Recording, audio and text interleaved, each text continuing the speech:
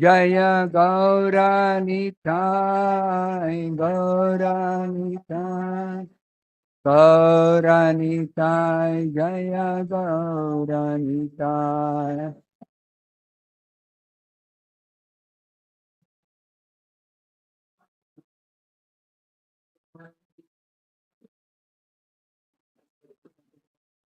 Jai Radha Krishna Chandra Radha Krishna Chandra Radhe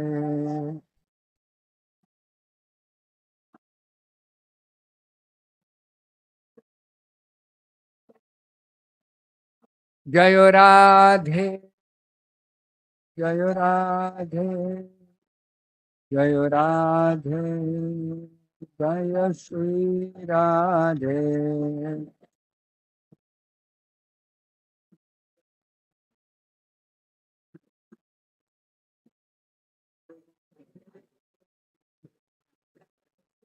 Jai Prabhupada Jai Prabhupada Jai Prabhupada Jai Prabhupada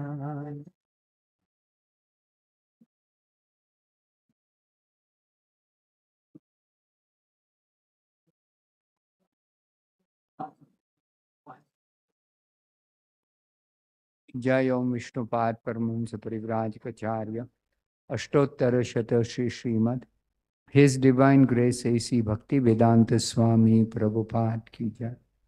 ISKCON Samstapakacharya Saver the whole world Jagat Guru Srila Prabhupada ki jai. Srimad Bhagavatam ki jai. Nitai Gaur Premanande Vivo. Om Namo Bhagavate Vasudevaya. Om Namo Bhagavate Vasudevaya. Om Namo Bhagavate Vasudevaya. Narayanam Namaskritya Naran Chaiva Narottama Devim Saraswatim Vyasam Tato Jayam Mudirayet Nashtaprayeshu Bhadreshu Nityam Bhagavata Sevaya Bhagavati Uttama Shloke Bhaktir Bhavati Naishtiki.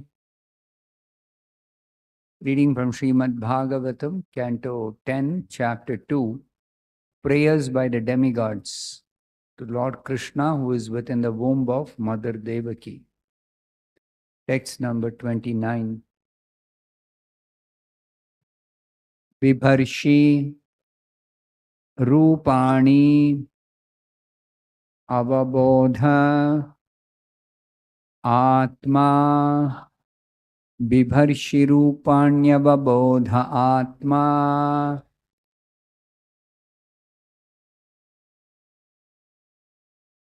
Kemaya Lokasya Chara Acharasya Kshemaya Lokasya Characharasya Sattva Upapannani Sukhavahani Sattvopapannani Sukhavahani Satam Abhadrani Moho Khalanam Satam Abhadrani Moho Khalana Bibharshirupanyavabodha Atma Kemaya Lokasya Characharasya Sattvopapannani Sukhavahani Satam Abhadrani Mohukhalana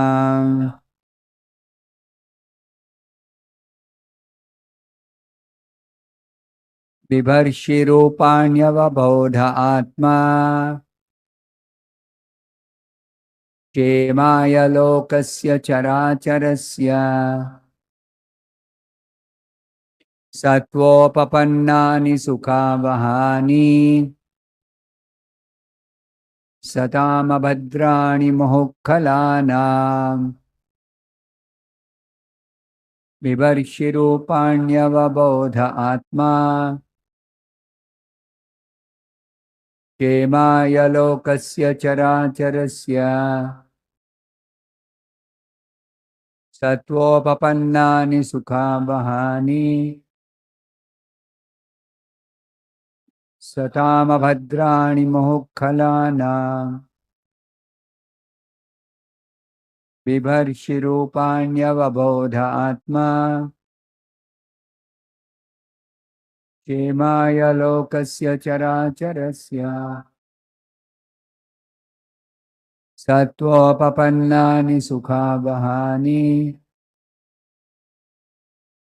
सतामभद्राणि मुहुःखलानाम् बिभर्षि, you accept rupani, varieties of forms such as Matsya, Kurma, Varaha, Rama, and Simha. Avabodha Atma, in spite of having different incarnations, you remain the supreme, full of knowledge. Shemaya, for the benefit of everyone, and especially the devotees. Lokasya, of all living entities. Chara acharasya, moving and non-moving. Sattva upapannani, all such incarnations are transcendental. Shuddha sattva.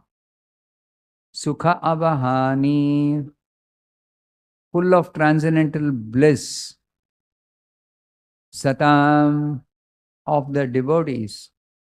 Abhadrani, all inauspiciousness or annihilation. Muhuhu, again and again. Khalana, of the non-devotees. Translation and purport by His Divine Grace A.C. Bhaktivedanta Swami Prabhupada. Translation.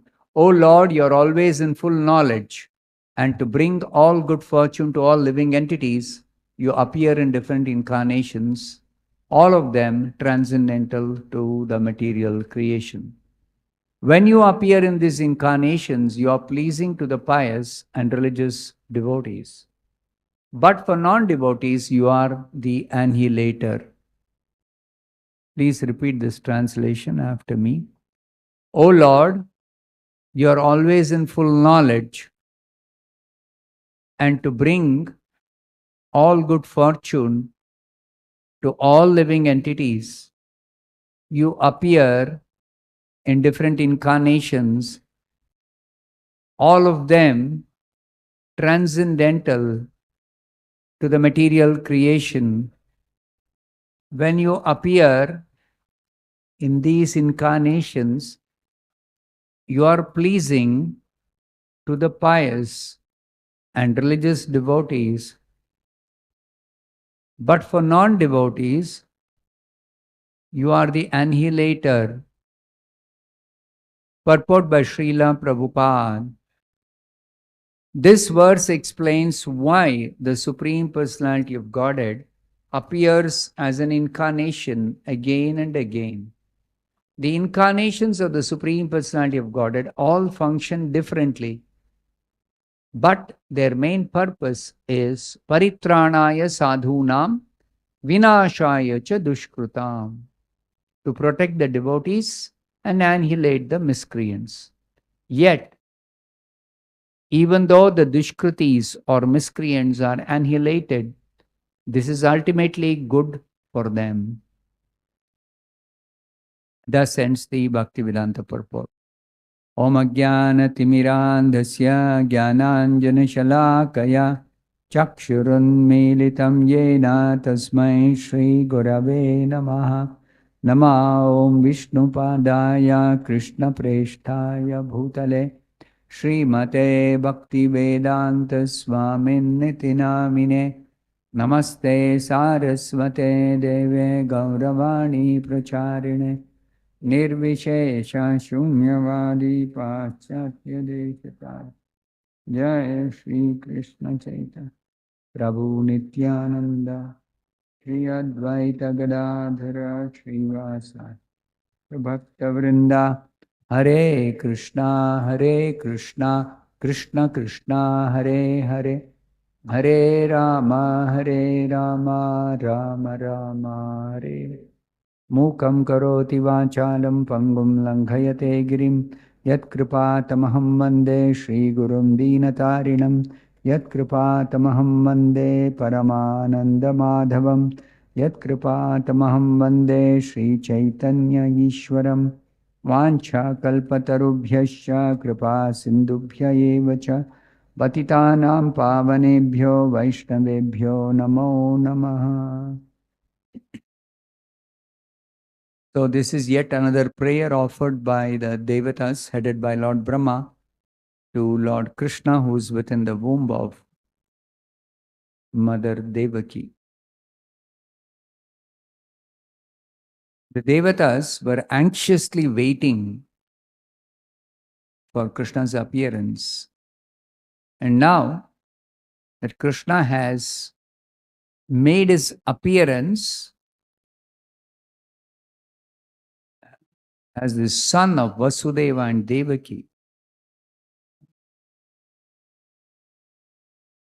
and even though for ordinary people he is not yet born, but he has entered the womb of Devaki, and very soon he is going to appear to the vision of all the people of this world. So the Devatas are completely relieved. They're completely relieved. All their problems are finished because the Lord has appeared. But the truth about the Lord's appearance is not fully understood by ordinary people, by common people.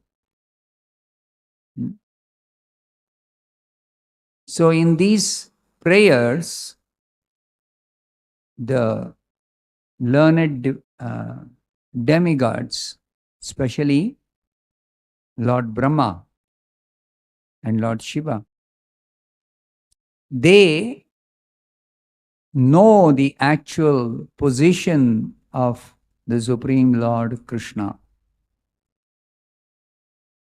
And they also know the mystery behind the Lord's appearance in this world. So in this verse, they are explaining to us that the Supreme Lord, he appears in different incarnations. Like Prabhupada says in the word for meaning, varieties of forms such as Matsya, Kurma, Varaha, Rama and Nrsimha, all of them completely different in appearance. Matsya is the fish form, Kurma is the tortoise form, Varaha is the boar form, Nrsimha is half man, half lion. Now, there is no such form in the material world, half man, half lion. Lion form is there, man form is there. But half man, half lion, it's a very peculiar form. Narasimha. And Rama is human-like form. So all these different forms, they appear different, but the truth is they are all one person. They are all Krishna. So Krishna, as the supreme personality of Godhead, he is present in the spiritual world in millions of different forms simultaneously. And all those forms are functioning differently. They're all functioning differently. And they're all the same person. So one person simultaneously present in different forms, performing different functions, and those personalities, they appear in this world, material world, sometimes. They're eternally there in the spiritual world, but they sometimes come to this material world. Now, when they come, they sometimes come in their form in which they are present in the spiritual world, eternally. But sometimes they come in a different form. Just like in the spiritual world, there is no form of fish of the Supreme Lord. But for the sake of his Leela, pastimes in this material world, the Lord assumes a form of a fish. But even that fish form is not a form like the fish of this material world. Even though in the ocean, fishes are of different varieties, and there are very, very big fishes, the whales, the gigantic whales. But still, the Lord appears in his fish form. It is described in the 8th canto, the last chapter of the 8th canto, 24th chapter. The Lord's appearance is Matsyavatara. So, the Lord first appeared like a very small fish. And that also he appeared in one river in which one of his devotees was actually taking bath. So devotees, they not only take bath in the holy river, but they also worship, because these holy rivers are themselves devotees. Ganga Devi. Ganga river means Ganga Devi. She is a devotee of the Supreme Lord. So the devotees, they worship the personality of the river. So this devotee was actually worshipping the river. How do they worship the river? They take some river water in both the palms and they pour back the water itself as an offering to the river.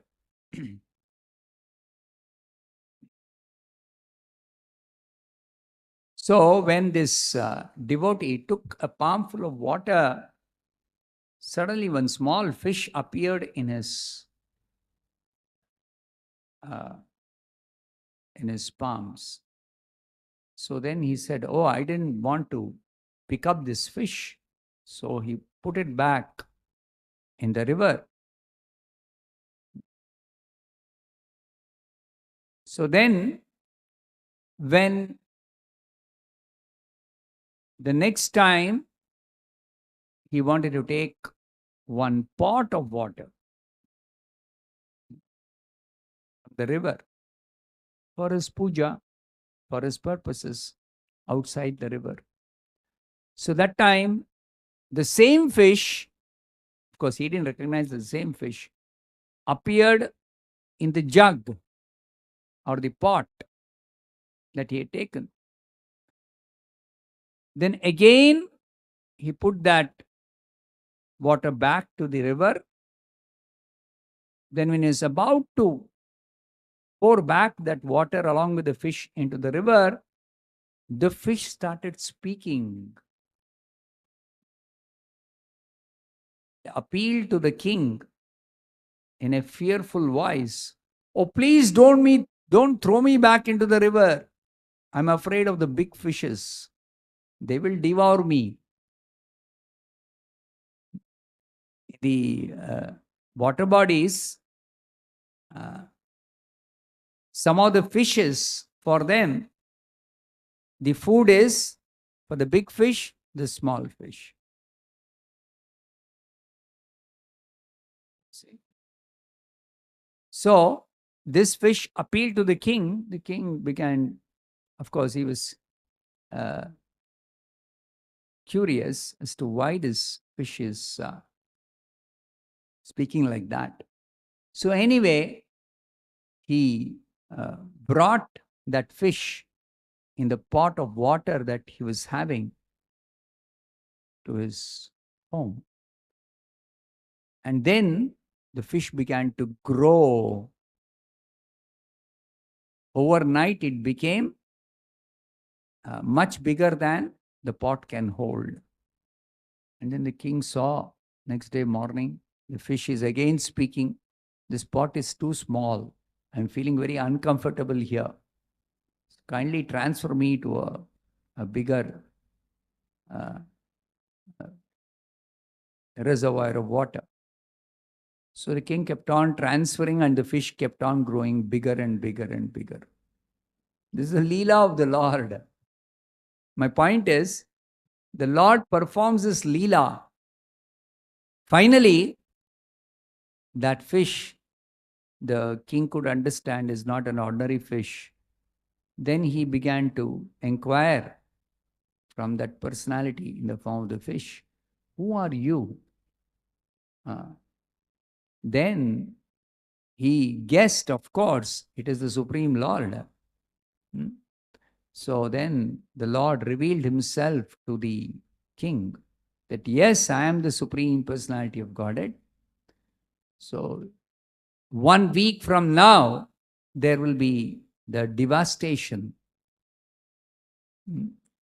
partial devastation of the universe. And then I will appear in the form of a very, very, very, very big fish, gigantic fish. And I will save you. To save you, I will bring a boat. In that boat, you get onto that boat, and along with all the other sages, and like that, the fish began to instruct this king what to do. So then, on board the boat, when the fish appeared at the time of devastation, the Lord appeared in the form of devastation, at the time of devastation of the fish. He was 800 million miles big. 800 million miles big. Such a big fish doesn't exist anywhere in the whole universe. So the Lord's appearance is not at all ordinary. Even though he appears in the form of fish, it's not at all ordinary. It is completely transcendental.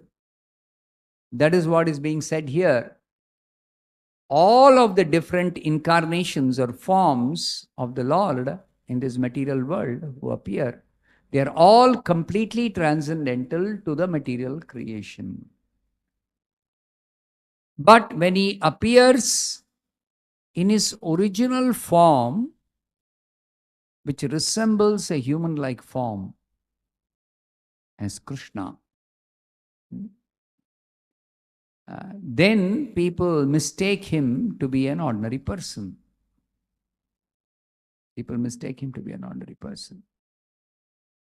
So therefore, the Devatas are distinguishing this Lord's incarnation from the ordinary living entities or ordinary forms of the living entities in this world.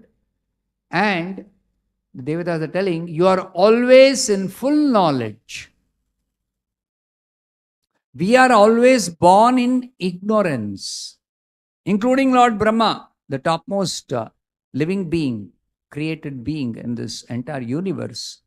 When Brahma was born, he did not know what is the purpose of his birth, where has he come from, what is actually happening. He was alone because he was the first created being. The whole universe was empty. So he could not even see the Supreme Lord Vishnu, who is the source of his birth, because Vishnu was lying in the bottom of the Garbhodaka ocean, and sorry, not bottom of the Garbhodaka ocean. He was lying on the surface of the Garbhodaka ocean. And from his navel, there was one lotus that appeared. And on that lotus flower, Brahma was born. So when he was born, he saw only darkness everywhere. And then, of course, he could make out there is a lotus. But where am I? What is the purpose of my birth? What is this place I am taking birth? Nothing he could know. So the point is, Krishna says in the Bhagavad Gita, everyone who takes birth in this material world by force of karma, they are born into ignorance. So does it mean when the Lord also appears to take birth like son of Devaki and Vasudeva, he is also born in ignorance? No. He always is full of knowledge. Even when he appears in any form in this material world, he is always in full knowledge. And it is he only who is ultimately the source of everyone's knowledge. He says that in the Bhagavad Gita. Sarvasya chaham hridi sannivishto mattas smritir jnanam apohanam cha. I am seated in everybody's heart and I give the knowledge to every living entity. So nobody should be proud of whatever knowledge they may possess, because that knowledge originally belongs to Krishna. And even if somebody presently has got any knowledge, that is given by Krishna. That is given by Krishna. And the nature of the knowledge we have is such that it may be there at the present time, but sometime later, that knowledge may not be available to us. Just like we have experience as students, we study very nicely and do revision also.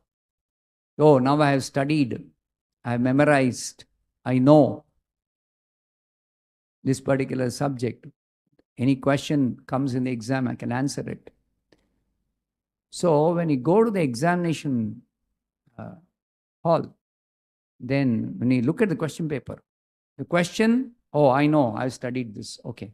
When you start writing the answer, suddenly you forget the answer.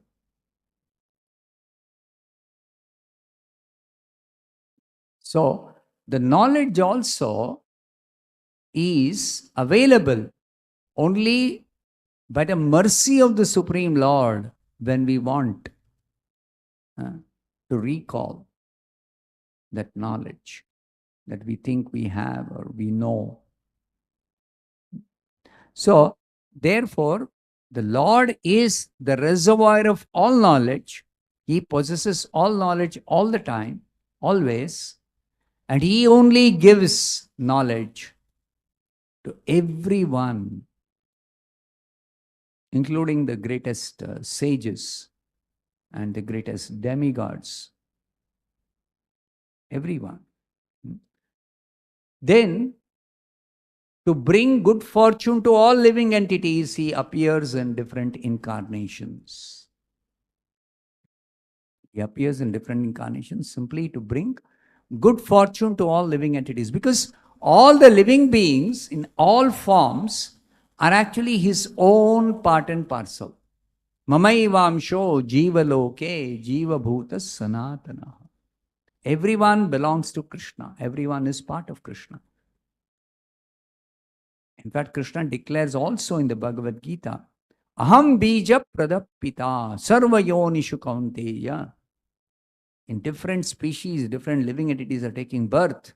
But I am the seed-giving Father at the beginning of creation. Krishna injects these living entities into material nature. And they are born in the womb of material nature in different bodies. Tasmin garbham dadamyaham. It's like ordinarily any child takes birth of the father and mother. Always birth is possible by combination of father and mother. Similarly, at the beginning of creation, none of us were actually present in our form, present form. Like that, nobody was there. So then how did the first body that we get, how did we get at the beginning of creation? So that is because Krishna, in his form as Mahavishnu, he glanced over material nature and injected the living entities into the material nature. And material nature, acting as the mother, gave birth to all the living entities in different forms. So, Krishna describes this in the Bhagavad Gita, that material nature is our original mother. And material nature also is his own energy. His own energy. So ultimately, Krishna only is the source of our birth. The source of our birth. He is the real Father. He is the Supreme Father. He is the actual Father. At least at the beginning of creation, we can understand that He is the Father. Therefore, Krishna is the source of everything and everyone. Janmadhyasya yataha. He is the ultimate source. And that is the definition of God, which is a better definition, as Prabhupada says, than the definition that He is the supreme controller. One definition of God is He who is the supreme controller. Because there are many controllers in this world, we see. But not all controllers are equally powerful. Everyone other than God is controller at some level. But the controllers of this world are themselves controllers, but they're also controlled. Anybody you take, they are controller of somebody, but they're controlled by somebody else. But if there is a controller who is controlling everyone, but he has no controller above him, that is only God. Only one person. He is controller, but he has no controller above him. So that distinction between the living being and God always exists. Again, the controlling power. We see gradations of power in this world. But all the controllers who are belonging to this world, they are having power by limitation. Their power is always limited. Krishna is the only one who is, of course, the greatest controller among all controllers, but his power is unlimited. So this distinction also exists between the controllers of this world and the supreme controller Krishna. Krishna's power is unlimited. Similarly, so many different learned people may have different degrees of knowledge, but who has unlimited knowledge? Only Krishna has unlimited knowledge. So like this, the distinction essentially between Krishna and everyone else is Krishna is unlimited in every aspect. So in the Vedas, just one word, asamordhva, asama urdhva. Nobody is equal to him in any aspect. Nobody is greater than him. So like this, to understand God or Krishna scientifically is possible only if one carefully studies the Vedic literature, especially the Bhagavad Gita and Srimad Bhagavatam. Even though the Vedic literature contains all knowledge about God, but still certain confidential knowledge about God is not revealed in the Vedas. In the original Vedas. By Vedas, I mean the original Vedas. So original Vedas don't contain certain confidential knowledge which is given in the Bhagavad Gita and Srimad Bhagavatam. In the Bhagavad Gita, Krishna says to Arjuna, Sarva guhyatamam bhuyaha shunu me paramam vachaha. Krishna says to Arjuna, I have given you so many instructions, but now here my most confidential instruction and the topmost instruction. Guhyatamam and paramam vachaha. And what is that? Manmana, always think of me. Always think of me. Krishna says, always think of me. Bhavamad bhakto, become my devotee. It's like in the Vedas, different devatas are described, different saintly persons are described, different rishis are described, different yogis are described, different kinds of personalities are described of this world. So, somebody may become a devotee of a one particular sage, rishi, or some particular devata, because the Vedas are describing, oh, this devata, if you worship, then you get this benefit.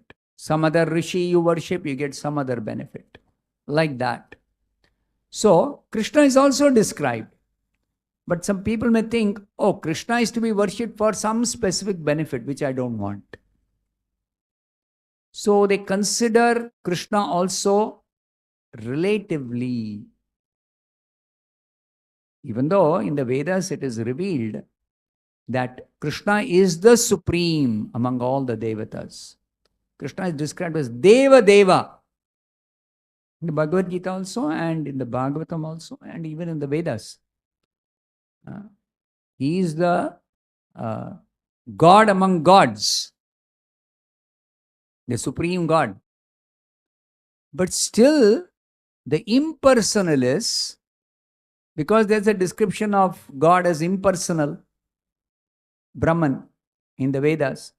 So they think that impersonal Brahman feature is greater than this feature of Deva Deva. Who is Deva Deva? In this material world, Vishnu. So greater Vishnu is the impersonal Brahman. Because it is described, impersonal Brahman is beyond this material world. Spiritual sky. In the spiritual sky or in the spiritual part, spiritual existence or spiritual realm, there is this impersonal Brahman beyond this material world. So they think that impersonal Brahman is greater than Vishnu. And just the opposite is told in the Bhagavad Gita and the Bhagavatam. What is told in the Bhagavad Gita? Brahmano hi pratishta aham. I am the basis of the impersonal Brahman. So this is most confidential knowledge.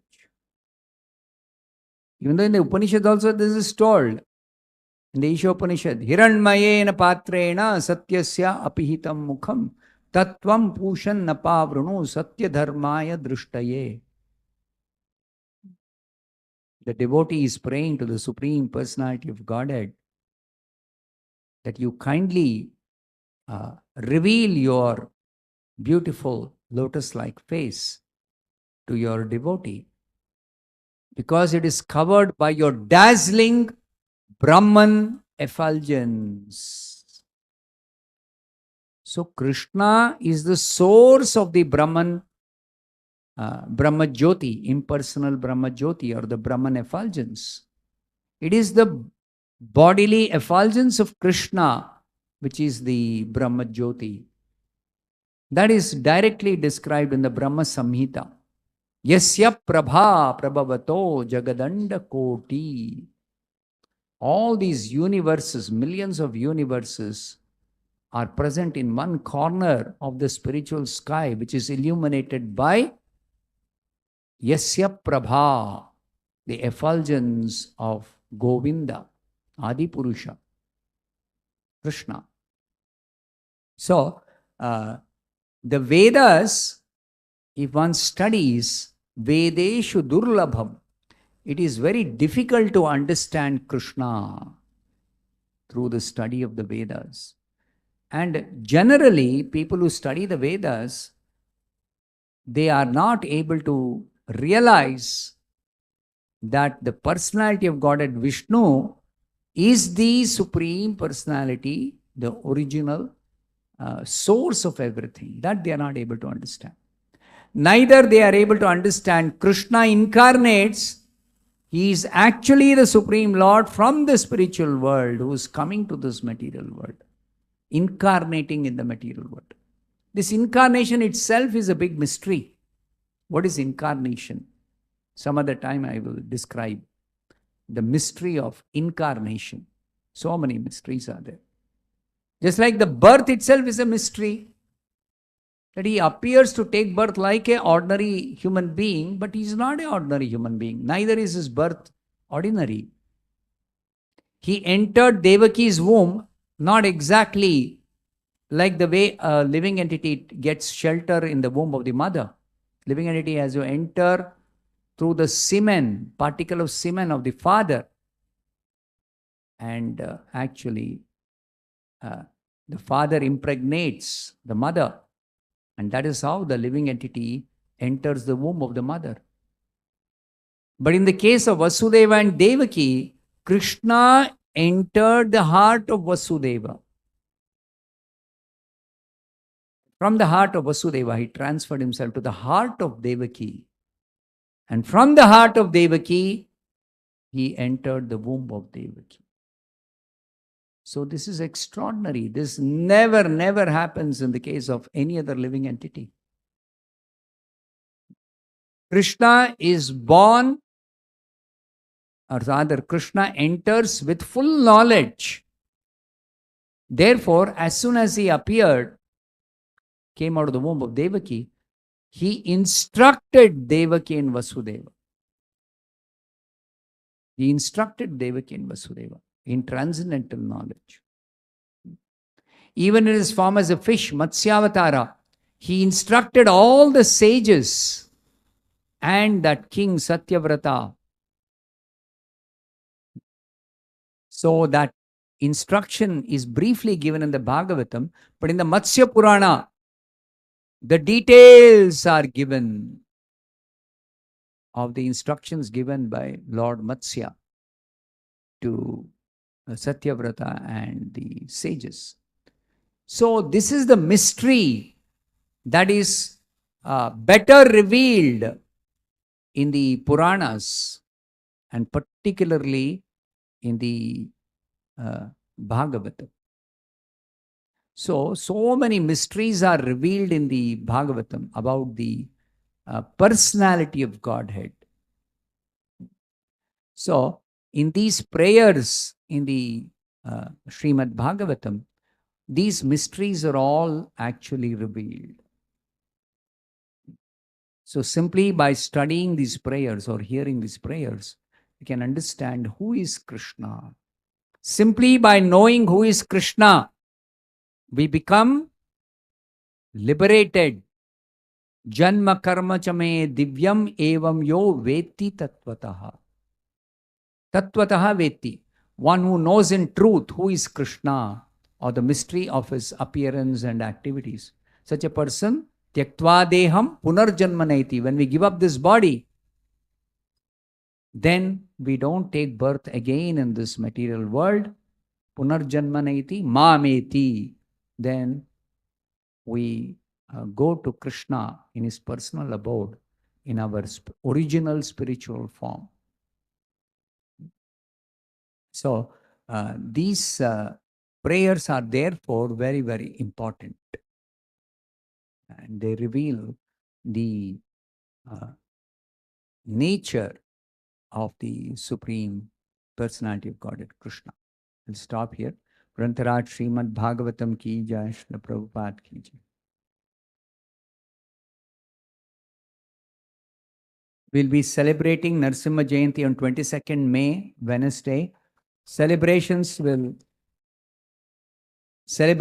begin in the evening from 6:30 p.m. We'll be having Abhishekam, video show, and Sankirtan and Prasadam, dinner Prasadam for all the devotees. So you're invited to attend coming Wednesday, 22nd, 6:30 p.m. onwards. Narasimha Jayanti celebration.